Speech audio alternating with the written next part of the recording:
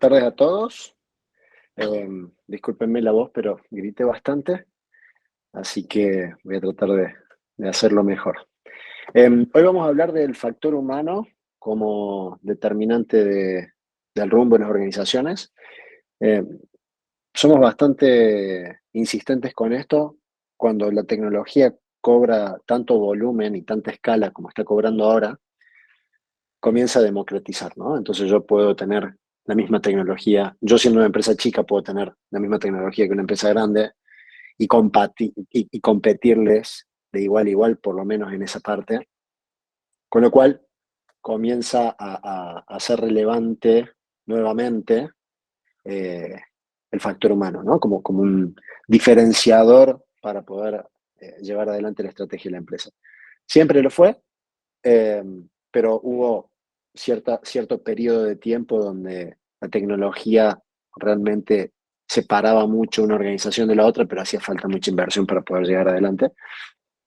Y por eso es que hoy comienza a tener mucho más énfasis el volver a trabajar fuerte en los recursos humanos.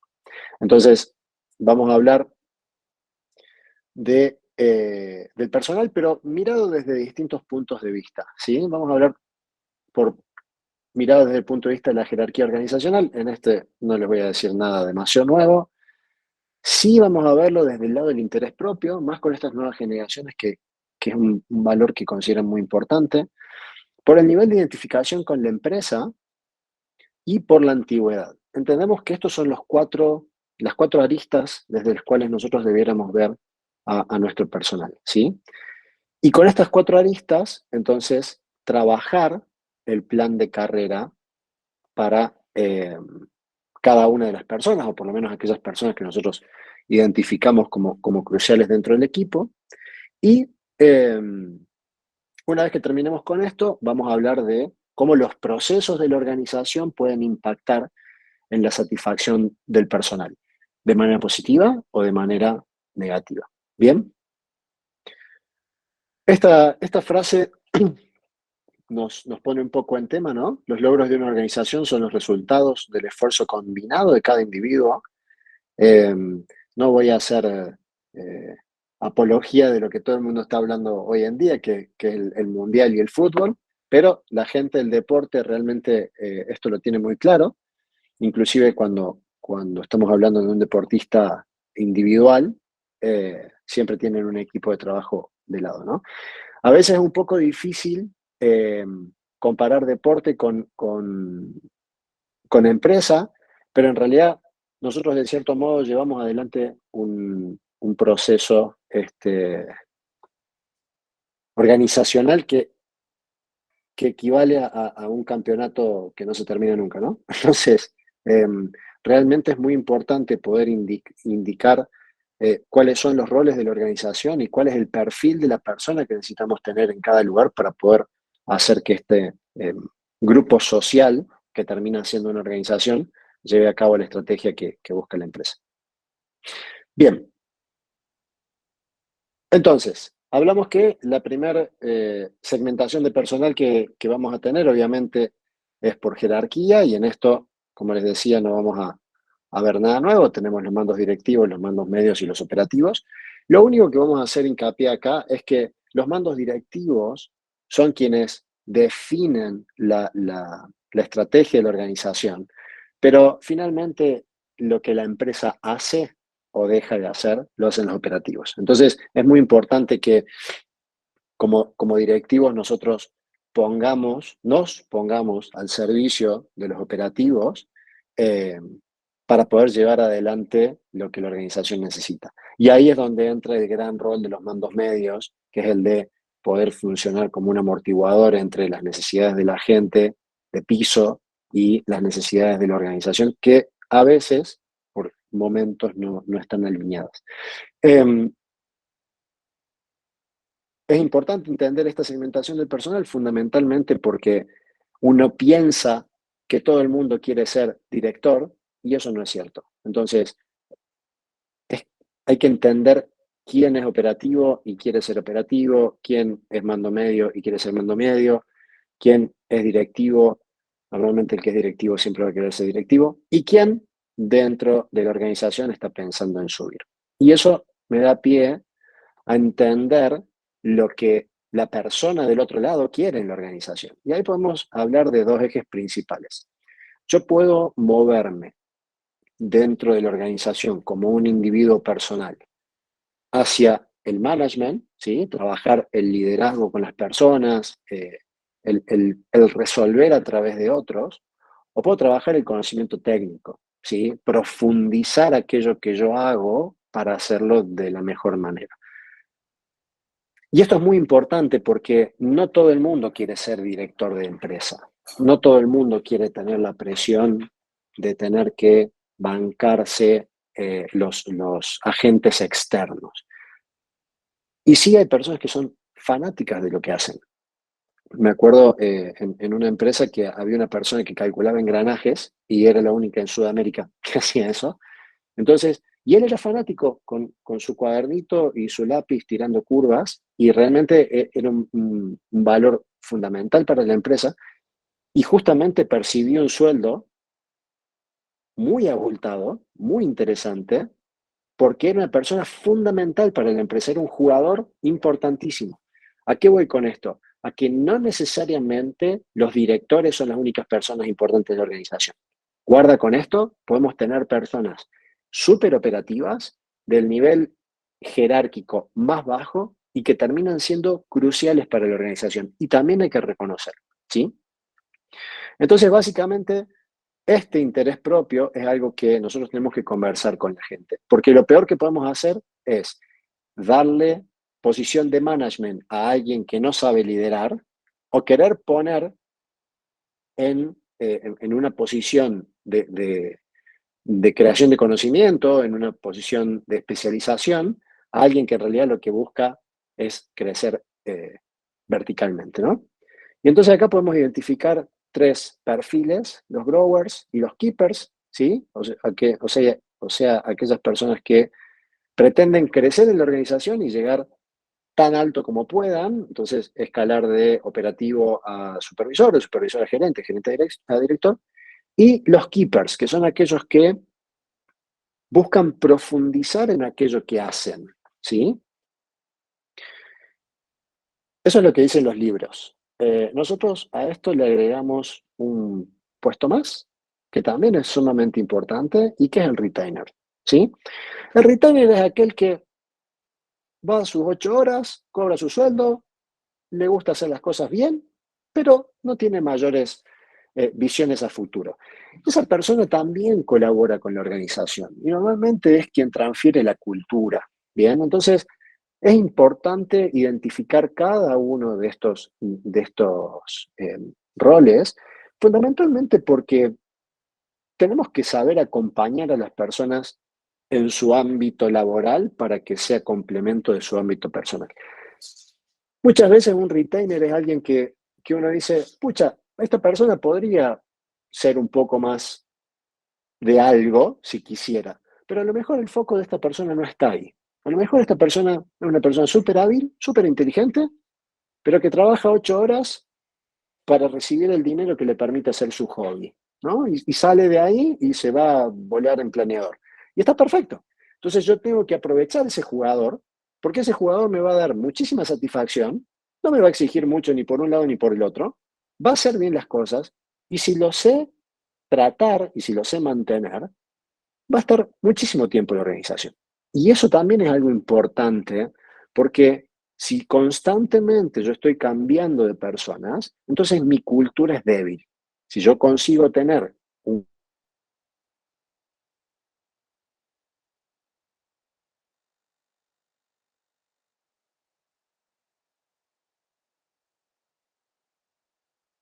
Ah,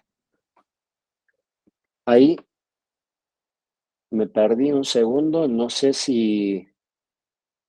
No Ahí sé hasta dónde volvió, me perdí, Martín, ahí volvió. pero fue cortito, me perdí mucho tiempo. Te quedaste, Martín, hablando de la cultura débil. Perfecto, gracias a mí. Decía que si constantemente estoy cambiando de persona, mi cultura va a ser débil y si puedo mantener personal con cierto nivel de antigüedad, obviamente eso me va a ayudar a reforzar la cultura. Bien, y entonces, en todo esto yo tengo que identificar este grupo de personas para con cada una tener un trabajo distinto, ¿sí? Obviamente voy a poner foco en los growers y en los keepers porque van a ser fundamentalmente donde yo voy a sentarme para mover la organización, pero no puedo olvidarme de los retainers que van a ser los que me ayuden a mantenerme, ¿sí? Un poco parecido con los procesos y los proyectos que habíamos hablado anteriormente, ¿sí? Entonces los growers y los keepers son los que me van a ayudar a moverme, porque el grower va a ser el que va a mover la estructura para un lado y para el otro, y el keeper es el que me va a dar nuevos conocimientos de lo que yo produzco, pero el retainer va a ser el que me va a aguantar la organización en las buenas y en las malas. Bien, por otro lado tenemos la segmentación del personal en función de cuán identificados están con la empresa, ¿sí? Y acá vamos a tener personas que tienen sentimientos de pertenencia negativos o vamos a tener personas que tengan sentimientos de pertenencia positivos, ¿sí? Entonces, aquel que está muy comprometido con la empresa va a ser un promotor y aquel que tenga un sentido de pertenencia negativo va a ser un detractor. Bueno, Martín, pero si es un detractor, entonces lo saquemos. No, no, porque a lo mejor esa persona en su detracción tiene razón, ¿sí? Esto es muy común cuando cambia de generación la dirección, ¿sí? Entre el hijo y los que antes eran promotores se transforman en detractores. Y empiezan a decir, esto con José no sucedía, ahora que vino el hijo, entonces tal cosa. Uno tiene que tomar esa información porque muchas veces los detractores son los más viejitos y los más viejitos tienen mucho de la cultura. Entonces, si yo no los escucho y no me siento con ellos a conversar para decirles, bueno, ok, mira, aquello que sucedía en aquel momento, para ese momento era correcto, hoy estamos en una situación distinta y necesitamos trabajar, ¿sí? Entonces, hay que entender cuando el detractor es un detractor comprometido con la empresa, ¿sí? Entonces, él quiere la empresa, pero se siente mal porque la empresa no está yendo en el lugar donde él cree que debiera ir y habrá que conversarlo. O si el detractor es un detractor por oficio y entonces sí, sin duda que hay que quitarlo antes que contamine el equipo. Y otro punto importante es la antigüedad, ¿sí? ¿Por qué?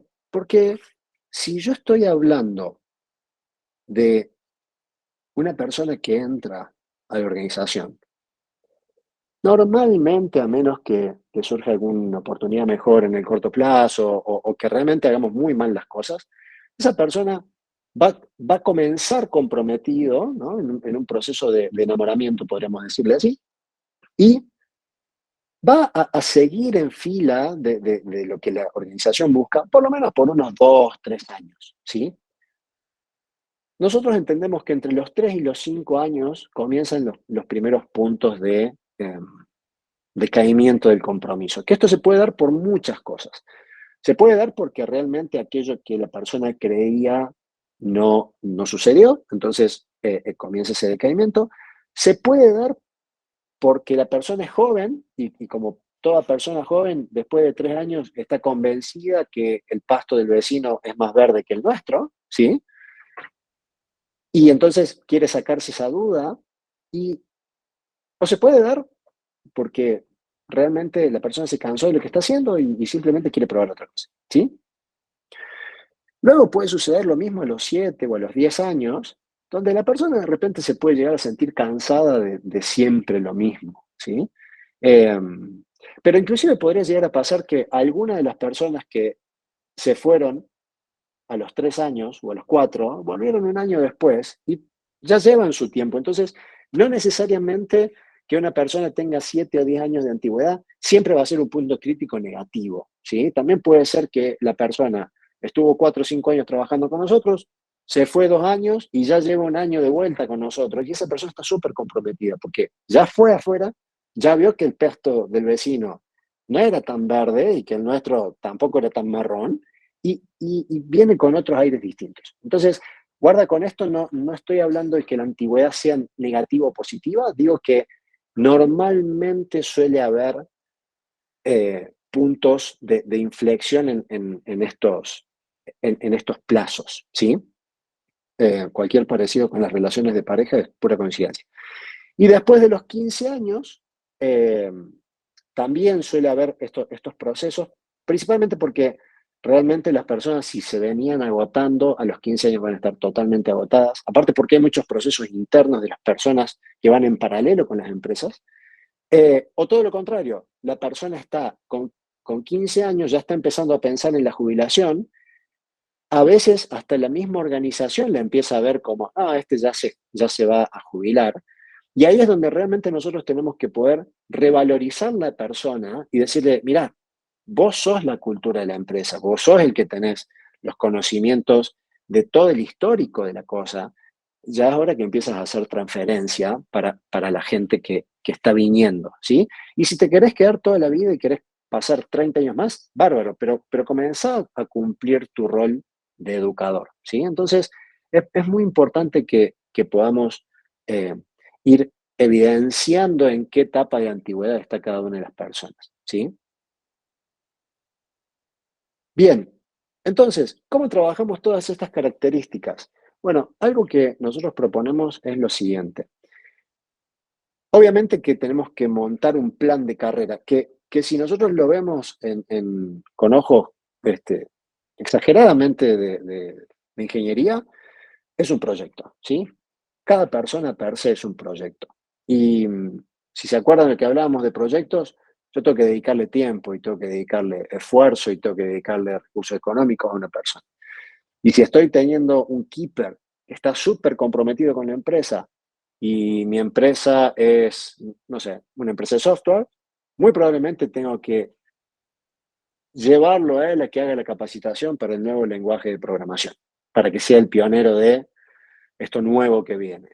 Eh, o si tengo un grower que va a ser la cara visible con el contrato que vamos a cerrar con nuestro nuevo cliente en China, y muy probablemente tengo que pagarle viaje, que conozca la cultura, si puedo enseñarle el idioma mejor, o sea, tengo que dedicarle tiempo, tengo que invertir. Claro que a medida que yo invierto en una persona, la persona comienza a ser más interesante para el resto de las organizaciones. Con lo cual tengo que ser muy coherente en lo que le entrego, en lo que le pido y en lo que le otorgo, ¿no? Tiene que ver con cuánto lo desarrollo, cuánto lo capacito, cuánto le pago, cuánto le pido y constantemente mantener esta conversación. Pero entonces, ¿qué pasa? El plan de carrera es un plan de carrera para cada persona individual. Bien. Con lo cual, yo tengo que tener una cartera de proyectos porque voy a tener tantos planes de carrera como personas que yo quiera desarrollar en la empresa voy a tener. Martín, mi organización es de 5 personas. Ok, ¿queremos desarrollar los 5? Tenemos que tener 5 proyectos. ¿Queremos desarrollar 2? Tenemos que tener 2 proyectos. Martín, mi organización es de 1000 personas. Si tenés 1000 personas, seguramente tenés un montón de gente en recursos humanos, tenés un montón de gente como líderes, ya que podés tener una cartera de proyectos bien robusta. Y en ese plan de carrera, yo tendría que poder estar revisando constantemente, en función del tiempo, estas tres variables, ¿sí? ¿Cuánto lleva de antigüedad? ¿Cómo es su interés propio? Si está queriendo ser un keeper, un grower, un retainer. ¿Y qué tan identificado está con la empresa?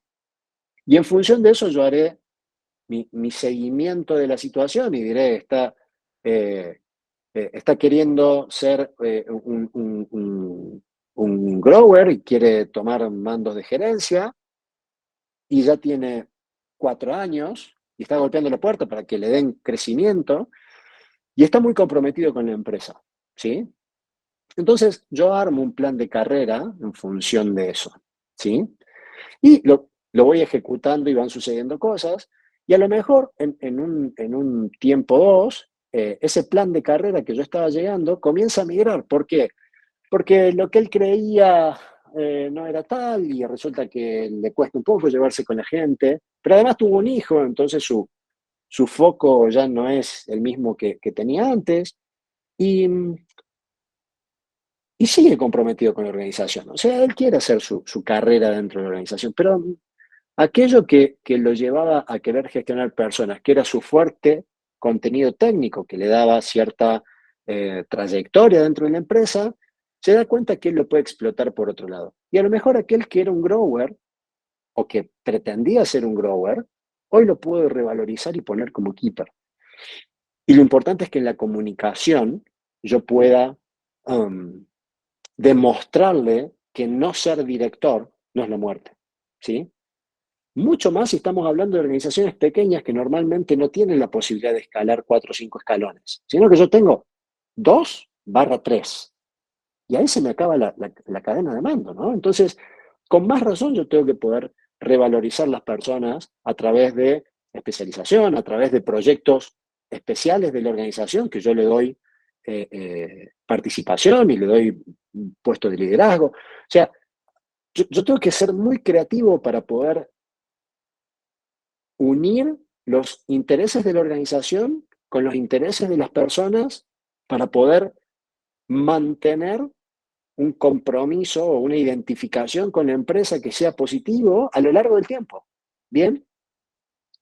Martín, pero eso es complicadísimo. Y sí, si no, no estaríamos en esto. Así que paciencia y a darle. Entonces, de cierta manera tendríamos que poder constantemente revalorizar esto y decir, mira, esta persona que ya pasó cierto nivel de antigüedad, ahora resulta que en vez de jugar a favor, patea en contra. ¿Qué pasa? Le pusieron un líder arriba que cayó como un paracaidista y no tiene los valores de la organización y se lleva mal con el dueño, que ahora es un jubilado que va a visitar. Entonces, hay que entrar ahí. Hay que jugar con todas esas variables para poder hacer que el equipo finalmente se mantenga y vaya evolucionando constantemente. Perdón si estoy con un idioma muy futbolista hoy, pero bueno, es la emoción. Entonces, frente a esta nueva situación donde aquello que veníamos viendo cambió, yo evidentemente tengo que modificar mi plan de carrera, ¿sí? Obligadamente. Si no, puedo cometer el error que la persona se termine yendo y no va a ser por no estar contento con la empresa, sino que comienza a tener problemas sus intereses propios. Esto sucede muchísimo, por ejemplo, con personas de muchísimo empuje que le dedican muchísimas horas a la empresa y que de repente tienen un hijo y comienzan a variar su prioridad y está perfecto, pero nosotros queremos seguir exigiéndole las 12 horas que trabajaba siempre, más los sábados. Y la persona dice, sí, mira, yo te entrego las mejores 8 horas que te puedo entregar, pero van a ser 8 y van a ser 5 días a la semana. Y si no te gusta, me voy a ir a algún lugar donde me permitan hacer eso. Entonces, hay que tener siempre mucho cuidado con cómo va sucediendo la vida de las personas en paralelo con lo de la organización. Bien, hasta ahí, ¿estamos bien? ¿Dudas? ¿Preguntas?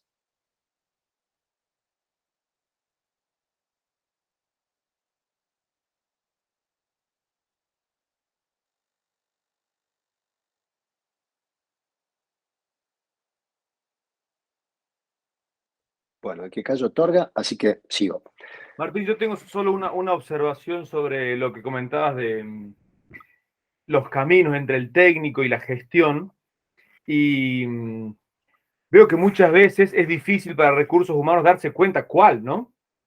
Totalmente. Porque quizás está como instaurado el hecho de que casi que exclusivamente el camino de la gestión es el que te hace crecer o tener un futuro o un plan que va por ahí, ¿no? Va, como vos decías, qué sé yo, operario, jefe, supervisor, gerente, director, vicepresidente, presidente o lo que sea. Y a veces es clave tener un tipo especialista que sea el que te garantice el conocimiento técnico dentro de la organización, porque sin ese tipo a lo mejor no funcionás, ¿no? Totalmente. Imaginémonos que tenemos una empresa que hace, no sé, tecnología de fibra óptica, estoy delirando, ¿no? Tecnología de fibra óptica con material sintético. El alma de esa organización es un ser humano que está metido en el laboratorio, que cuanto menos le hables mejor, que pasa 38 horas por día mezclando silicato con silicona y no quiere otra cosa. Y esa persona es fundamental para la organización. Si mañana viene Bayer y le ofrece 15% y un laboratorio más blanco y más limpio, el tipo se va, porque él está en Disney y en el momento en que está trabajando en eso. Entonces, no necesariamente mi organización solamente va a crecer porque tenga grandes directores. Si yo no tengo las personas que tienen que hacer lo que tienen que hacer, no va a funcionar nunca. Y para no llevarlo a un nivel tan grande o tan marcada la diferencia, normalmente, y esto sucede mucho más, obviamente, en las empresas de bienes que en las de servicio, está aquel que cuando se rompe la máquina, espera que tengo que llamar el técnico que tiene que venir de Buenos Aires y demora una semana, y el tipo dice, para, y le pone un precinto, un alambre y sigue, ¿no?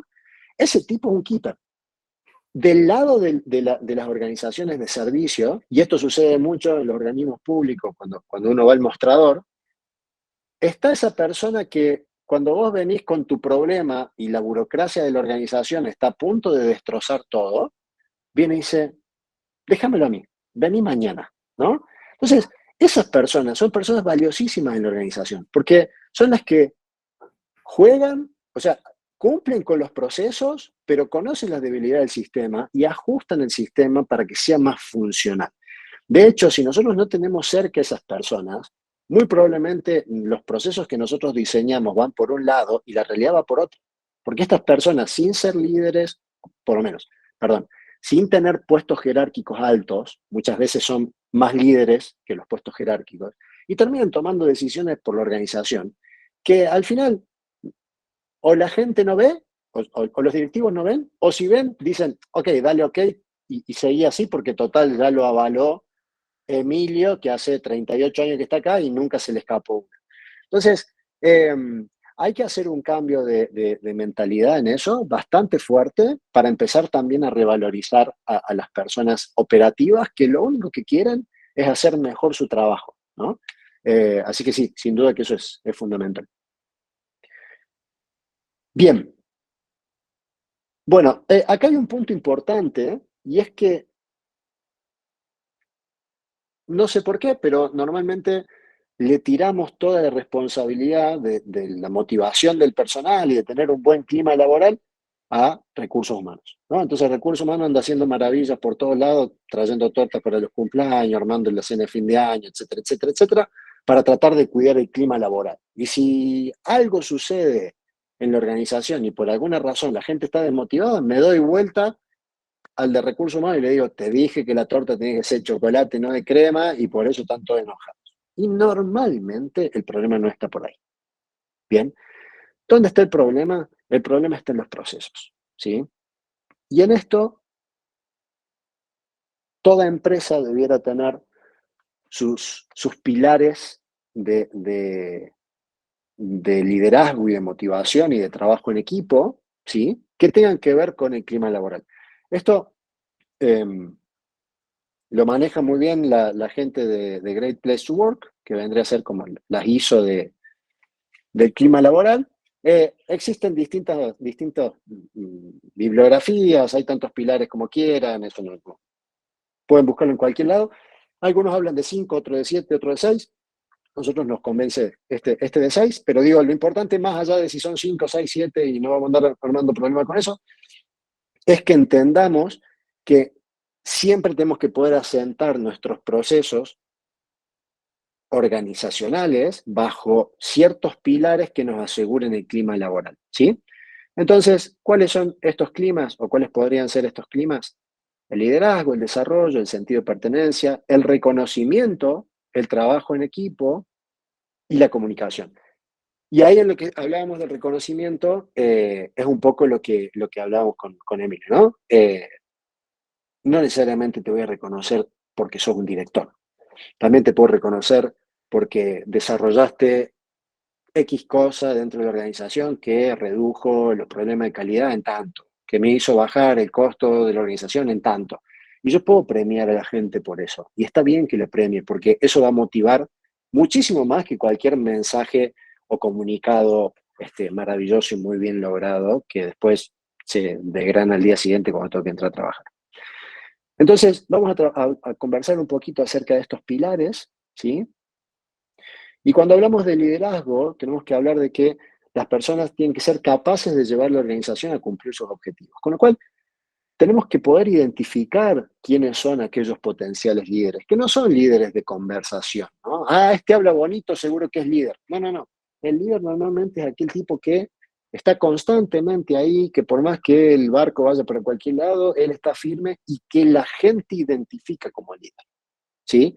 Nada peor que yo poner un gerente a alguien que no se lo merece y el líder lo tengo en el área de abajo y roguemos que el líder no esté enojado con el gerente porque si no esa área no va a funcionar nunca más. Pero también es importante que si yo tengo un líder, es entender que ese líder es finito, ¿sí? O sea, ese líder mañana puede irse a otra organización, pasado mañana puede tener problemas de salud, lo que sea. Entonces yo tengo que decir, ok, tengo un líder, perfecto. ¿Y quién es la cadena de sucesión? ¿Quién lo reemplaza a Messi? Perdón, ¿no? Para aquellos que no sean argentinos. O sea, yo tengo que desarrollar una cadena de sucesión que me permita decir, ok, si esta fichita se sale, yo puedo subir esta y armar toda la cadena aguas abajo. ¿Bien?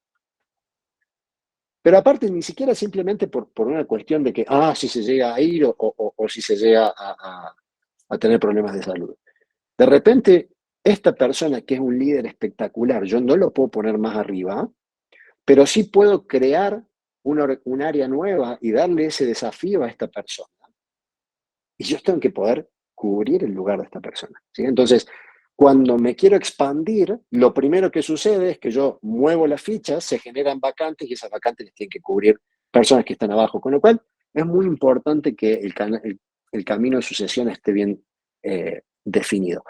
A veces es fácil, pero a veces, como le sucedió a Arcor hace unos 15 años atrás, había que reemplazarlo a don Fulvio Pagani y no era fácil, porque son de esos bichos raros que no encontrás en cualquier lado. Entonces, durante varios años estuvieron trabajando con diversas personas para poder decir, bueno, ok, si Fulvio sale, por lo menos con todos los que tengo acá abajo, puedo armar un Fulvio de vuelta, ¿sí? Y obviamente, si estoy hablando de formar líderes, obligadamente, sea del área que sea, vaya a hacer lo que vaya a hacer, yo tengo que capacitarlo y desarrollarlo en gestión de proyectos, porque cuanto más arriba voy, más necesidad de gestionar proyectos tengo y más necesidad de gestionar personas tengo. Y si la persona la pongo arriba como líder y esa persona no tiene la habilidad y la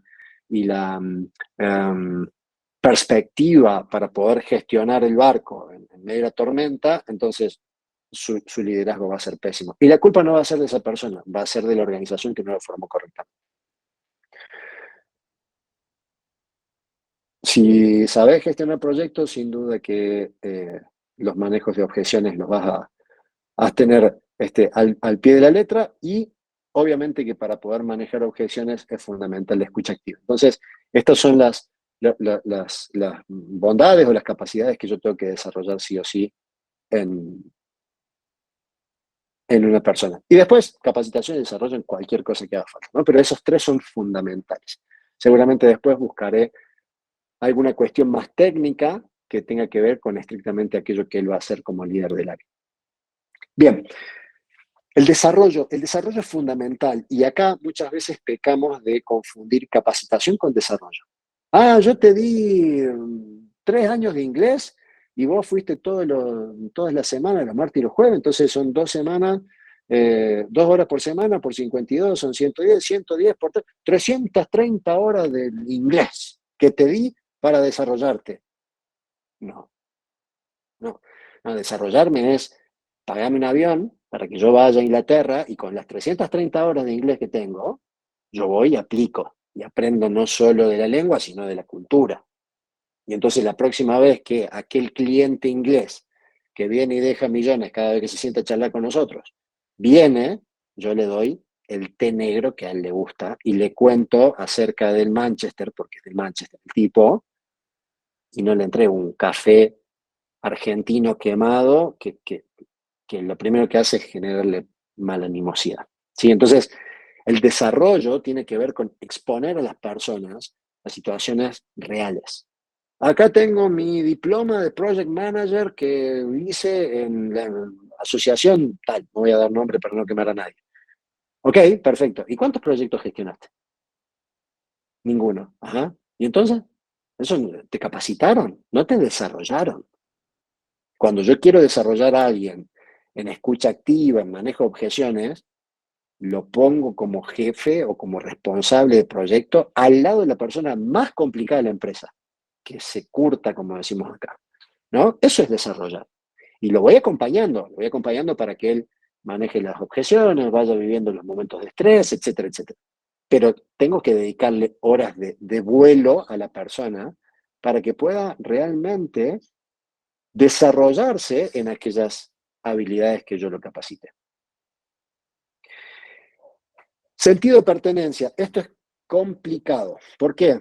Porque el sentido de pertenencia es un elemento fundamental en las comunidades humanas. Entonces, cuando hablamos de comunidades humanas, hablamos de cultura, ¿sí? Entonces, ¿qué pasa con esto? El sentido de pertenencia puede girar drásticamente cuando yo cambio el líder. El sentido de pertenencia puede girar drásticamente y mucho más con estas generaciones de hoy, con cuestiones de injusticia, ¿sí?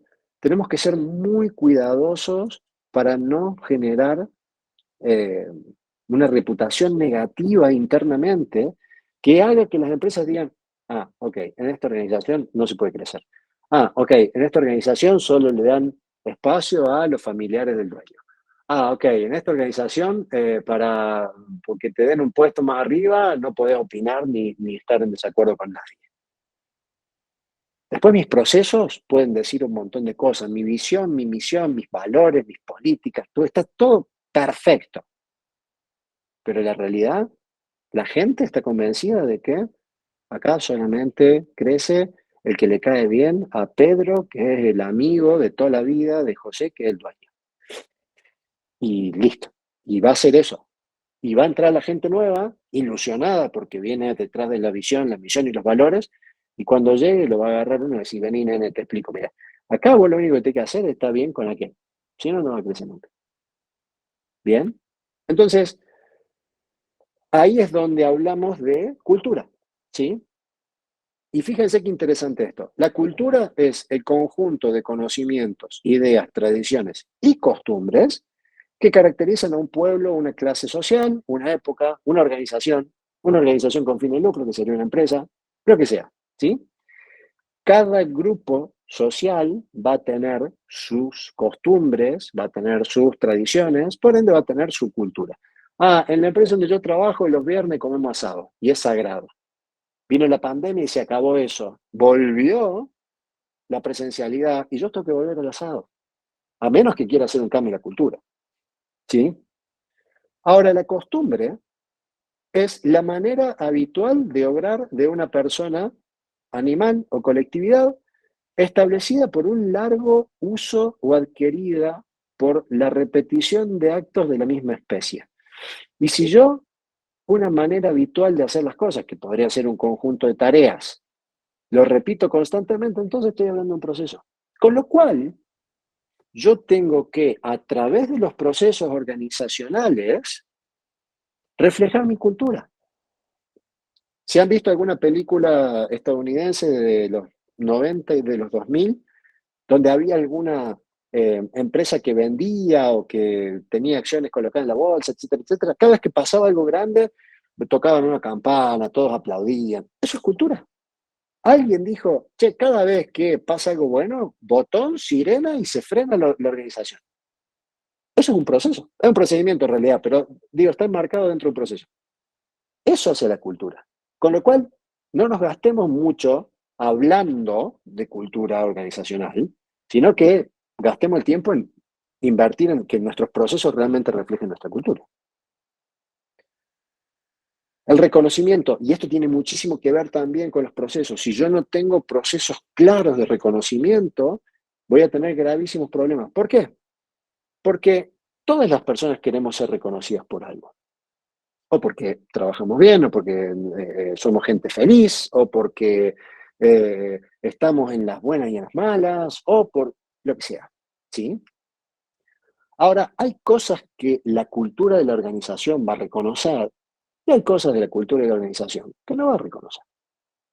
Entonces, yo puedo en algunas organizaciones reconocer a la persona que es alegre, y que imparte un buen clima laboral con su alegría, pero si esa persona es alegre, pero no hace nada, y resulta que de tan alegre la termino poniendo como supervisor, y en realidad tengo un ñoqui, perdón, para los que no están en Argentina, tengo una persona que no es eficiente, que no me va a empujar la organización a un nuevo nivel organizativo, y que el resto de la organización abajo va a decir, ok, todo muy lindo, pero acá crece el que es gracioso, no el que trabaja y que se esfuerza. ¿Sí? Entonces, los reconocimientos tienen que ser claros. Si nosotros tenemos una organización que trabaja por objetivo y le damos crecimiento a alguien por antigüedad y no por objetivo, y eh, eh, sus objetivos no están tan claros, entonces toda la organización se nos va a revelar. O si yo trabajo por objetivos, pero no tengo cómo medirlos de manera transparente para que todo el mundo certifique que ese objetivo estuvo correctamente cumplido y que se merece el crecimiento por eso, no sirve mucho. O si voy a dar un reconocimiento elevado porque la organización justo ese año tuvo un buen año, pero al año siguiente no lo voy a dar, entonces más vale guárdatelo a ese elevado que vas a dar. Es como el típico caso de las dos chicas que son hermanas, cumple 15 y le hacen la fiesta y la llevan a Disney y se gastan todo. Y 4 años después, la otra cuando cumple 15 justo están en una etapa crítica de la economía de la casa, y entonces no le hacen ni fiesta de cumpleaños. Y le generan un trastorno a la pobre persona por el resto de su vida. ¿Sí? Entonces, más vale hagamos reconocimientos pequeños, claros, concisos, pero iguales para todo el mundo y sostenidos en el tiempo. Eso va también a colaborar muchísimo en la cultura organizacional. ¿Sí? Entonces, si vamos a premiar o reconocer en función de resultados, mínimamente tenemos que tener indicadores claros y mínimamente tenemos que tener procesos claros. O sea, el indicador que voy a medir es el, eh, el nivel de satisfacción del cliente una vez que realizo la venta. Perfecto, genial. ¿Cuál es la encuesta de satisfacción que le mando al cliente? No, en realidad nosotros lo medimos porque si más o menos termina contento. No, si compra de vuelta. Ahí lo medimos. No, ese indicador no funciona. O a veces lo mido con encuesta de satisfacción y a veces no. Entonces tu proceso de medición es malísimo. ¿Sí? Con lo cual es importante que si yo voy a colocar un reconocimiento en función de un resultado, todo el esquema para llegar a ese resultado sea transparente y que sea constante. ¿Sí? Este año yo lo voy a medir así, el año siguiente lo voy a medir igual, el otro año lo voy a medir igual. Cuando eventualmente necesito que la organización gire drásticamente para alguna dirección, entonces sí colocaré aquel resultado distinto por el cual voy a dar un reconocimiento distinto. ¿Sí? Pero luego vuelvo a lo mismo. Y siempre tengo que reconocer a las personas porque hayan hecho un trabajo excelente, no porque hayan hecho su trabajo. Ah, yo vine todos los días 8 horas y no molesté. Entonces yo quiero mi reconocimiento. No, no funciona. O sea, para eso te pagan el sueldo. Ese es el reconocimiento. Ahora, si yo te pedí un indicador de aumento de ventas del 10% y llegaste al 10%, que era distinto el año pasado, o lo excediste, entonces por ese tipo de cosas te voy a reconocer. Y te voy a reconocer reconocimientos de crecimiento organizacional, ya sea hacia arriba o hacia lo ancho, te lo voy a reconocer con tu constancia, con la trayectoria, ¿sí? No está bueno que una persona entre y al día siguiente sea gerente, porque eso desmotiva a todo el equipo abajo, a menos que realmente no tenga esa ficha y yo tenga que traerla como gerente, ¿sí? Pero si no, siempre tengo que tratar de trabajar el equipo interno para que ese equipo se desarrolle y para que culturalmente las personas digan, no, en esta organización sí hay oportunidades. ¿Bien? Eso obviamente me va a ayudar a trabajar en equipo, ¿bien? Y fundamentalmente trabajar en equipo no solamente es, ok, tenemos este objetivo, trabajemos todos juntos por esto, sino que tiene también que ver con cómo yo voy generando un ambiente colaborativo, ¿no? O sea, necesito que el de ventas trabaje en línea con el de proyecto. Se llevan pésimo. Bueno, trabajemos en dinámicas, en actividades que hagan que estas personas se acerquen personalmente para que después sea más fácil la gestión laboral. Esto significa que tienen que ser amigos de la vida. No, no, no, pero mínimamente que uno reconozca el valor agregado del otro y así puedan trabajar en pos de un objetivo en común, ¿sí? Por eso es fundamental que normalmente los objetivos que pongamos tengan alguna componente de equipo, ¿sí? Que no sea solamente un componente individual, para que podamos fomentar este trabajo. Y después, obviamente, la comunicación, ¿sí? Y acá hay que tener mucho cuidado con cuál es la comunicación formal, cuál es la comunicación informal y cuál es la real comunicación. Eh, Hace poco cumplió muchos años de trayectoria una empresa que yo conozco y lanzaron un comunicado en la radio que es romántico, es bello. La verdad que a uno le hace caer las lágrimas. Pero cuando uno va dentro de la organización y mira cómo funciona, es todo lo contrario a la realidad. Entonces, para afuera, para el cliente, no hay ningún problema. Yo puedo hacer ese tipo de cosas, pero para adentro lo que voy a estar generando es que mi cultura refuerce o la gente que está dentro de la organización refuerce que la cultura de la organización es de mentira. Y entonces desestabilice el trabajo y, y lleve a las personas a querer irse o lleve a las personas a contaminar al próximo que vuelve. Entonces es muy importante que yo pueda tener una coherencia comunicacional, que cuando digo que vengo creciendo en facturado sostenidamente, que realmente suceda eso.